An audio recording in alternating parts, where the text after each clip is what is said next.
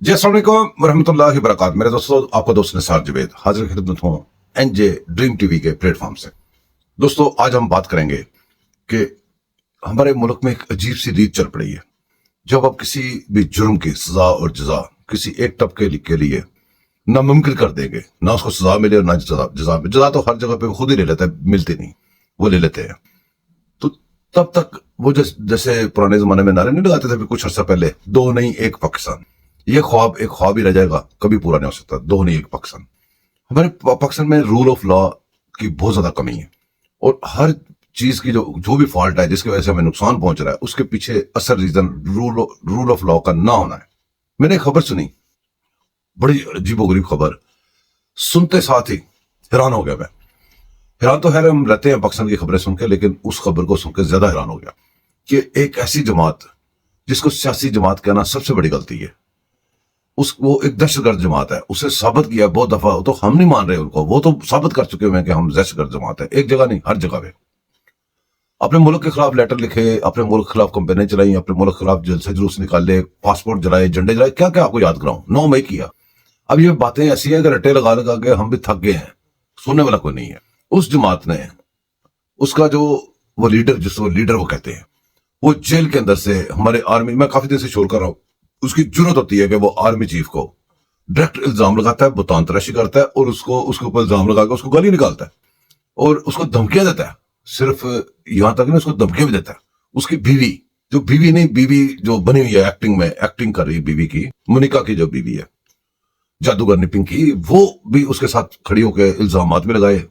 Even اپنے آپ کو گٹر بھی کہے، اور گٹر صاف کرنے والا تیزاب کے 3 قطرے بھی ڈلوائے اپنے اندر. تو اس کے باوجود کوئی ایکشن نہ لے، کچھ نہ لے. حیران میں کیوں ہوں دوستوں؟ حیران اس لیے ہوں کہ آج انہوں نے اعلان کر دیا، اس دہشت گرد تنظیم نے، کہ ہم اگر مذاکرات کریں گے تو ہم سیاستدانوں سے نہیں کریں گے.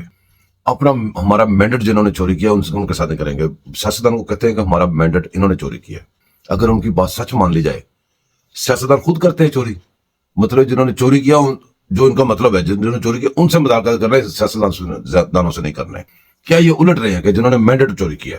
ان کو آج تک کسی نے یہ بات نہیں پوچھی کہ مینڈیٹ چوری کا الزام لگا کے آپ اس کو اپنی طرح سے سزا سنا دیتے ہو کہ ان کے ساتھ ہم نے بات نہیں کرنی، یہ چور ہے، ان کے ساتھ یہ کرنا ہے، یہ بھی چور اس کو ثابت کرنا پڑتا ہے.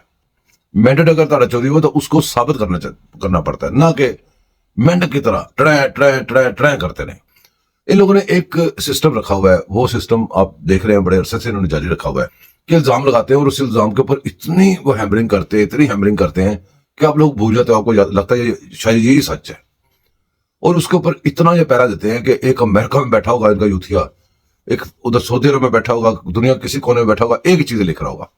کیوں کہ ان کو ایک ہی بات، ایک ہی آرڈر، ایک ہی ٹائم پہ ایک خاص اکاؤنٹ سے نازل ہوتا ہے.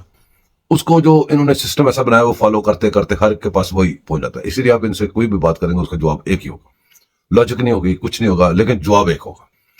میرے دوستو، جزا اور سزا کا سلسلہ جب تک نہیں شروع ہوتا تب تک ان کو فکس کرنا، یہ سرو کرنا، یہ ناممکن ہے. اب اندازہ کریں آپ کہ وہ اس کو ذہنی غلام بھی کہہ سکتے، ذہنی مریض بھی کہہ سکتے ہیں، کہ ابھی تو تسلسل کے ساتھ وہ گالی نکال رہا ہے اور دھمکیاں دے رہا ہے آرمی چیف کو. اب وہ کہتا ہے سیاستدانوں سے، مینڈیٹ چوری کرنے والوں سے میں نے مذاکرات نہیں کرنا ہے، میں نے آرمی چیف سے کرنے ہیں. اندازہ کریں ایک قیدی کی جو کچھ بھی ہے، وہ پاسٹ میں کیا رہا ہو کیا نہیں، اب اس وقت وہ سزا یافتہ مجرم ہے، قیدی ہے. سب سے پہلی بات ہے اس کی پارٹی کو 9 مئی کے بعد اس کو سیاسی پارٹی کہنا، اس کی فیور کرنا ہے. یہ جتنے بھی لوگ اس کو سیاسی پارٹی کہہ رہے ہیں، جس بھی سائڈ کے ہیں، وہ اس کی فیور کر رہے ہیں. جو ادارے جزا اور سزا اس کے لیے نہیں کر رہے، وہ پاکستان کا دشمنی کر رہے ہیں، وہ جو کہہ رہا ہے اس کے ساتھ حصہ دار بن رہے ہیں.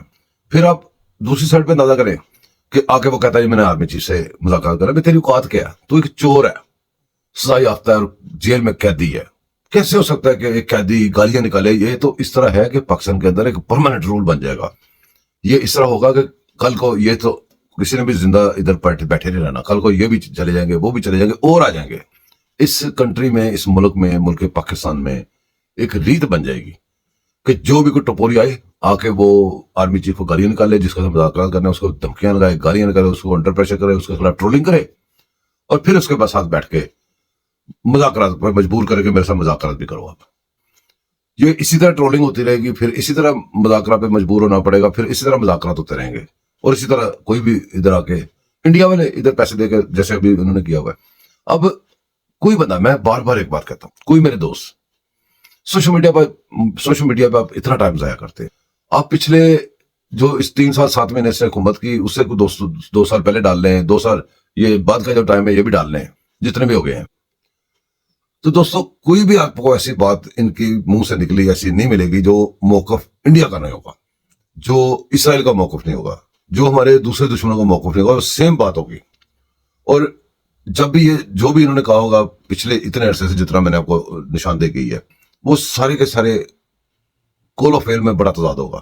فرض کیا ہم کہتے ہیں جی 2019 میں عمران خان نے یہ کیا، یہ کہا تھا، اور 2020 میں کر دکھایا، 21 میں کر دکھایا، کسی میں کر دکھایا، 50 سال بعد لگا لیں، وہ وہاں پہ یہ نہیں آئے گا.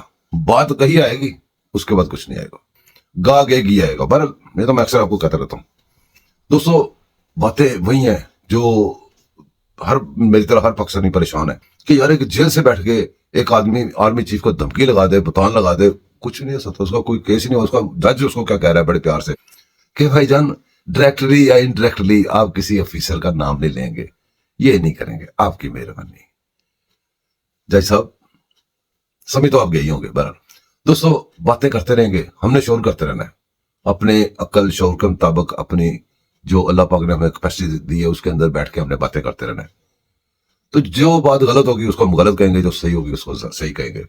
دعا ہے کہ اللہ پاک پاکستان کے دشمنوں کو نیست و نابود کرے اور پاکستان کے لیے خیر ہی ہر طرف سے نازل کرے، پاکستان کے اوپر، پاکستان کی مدد کرے، پاکستان کے غریبوں کی مدد کرے، پاکستان کے یتیموں کی مدد کرے. پاکستان کے یتیم جو ہیں وہ تو آپ کو پتا ہے بڑے بڑے مظلوم ہیں، ان کے جانیں لے لیتے ہیں لوگ. وہ ابھی آپ کو پتا ہے افشان لطیف بھی روڈوں پہ پھر رہی ہے اسی کیس میں. تو ہم بہت ظالم قوم ہیں، ہم ایسی قوم ہے پھنسے ہوں تو ہم سے ایسا مظلوم کوئی نہیں، کوئی نکل جائے تو ہم جیسا ظالم کوئی نہیں. بہرحال اللہ پاک ہم سب پہ رحم کرے، ہمیں ہدایت دے، ہم سب کو ہدایت دے، سیدھا راستہ دکھائے.